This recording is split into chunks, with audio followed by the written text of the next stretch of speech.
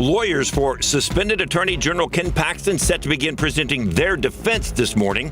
The impeachment trial winding down and will determine whether the Republican is removed for office or not. Prosecutors rested their case yesterday after a woman who was expected to testify about an extramarital affair with Paxton made a sudden appearance at the trial but never took the stand.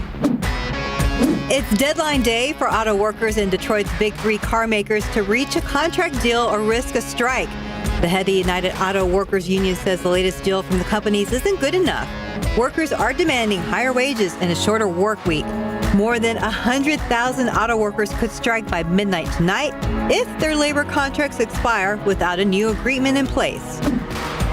A tropical storm warning is in effect for the island of Bermuda for Hurricane Lee, which is expected to pass by the island today.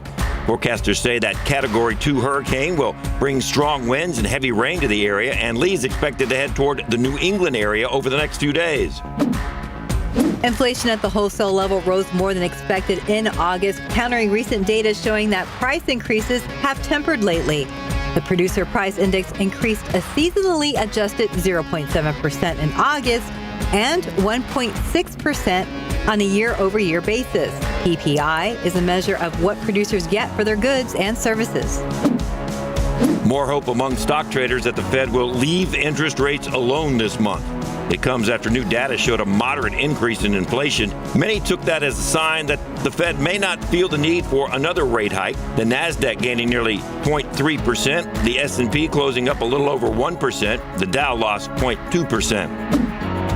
A federal appeals court has set a date of October 5th to hear oral arguments in the controversial Texas border buoys case. Last week, the appellate court ordered a temporary freeze in the case after Texas requested a stay. The freeze came just 24 hours after a U.S. district judge had ruled that the White House could order Texas to remove the buoys covered in razor wire. A federal judge in Texas ruled that a regulation intended to preserve the Obama-era Deferred Action for Childhood Arrivals, or DACA program, is unlawful. The order doesn't impact current beneficiaries of the program, but the move delivered a major blow to the Biden administration.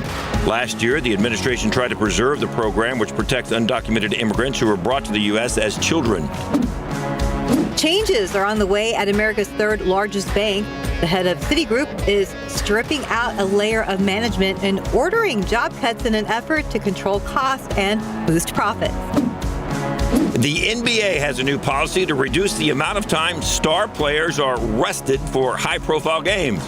Teams must provide an approved reason to rest a star player, and if the player needs to rest, the team is required to have that player present and visible to fans. The league also wants the most well-known athletes to be available for all national and NBA season tournament games. The new policy begins with the new season, and that's today's 9 at 9. Keep up to date with all of San Antonio's top news, weather, and so much more by clicking the like and subscribe buttons below. And once again, thanks for watching KSAT.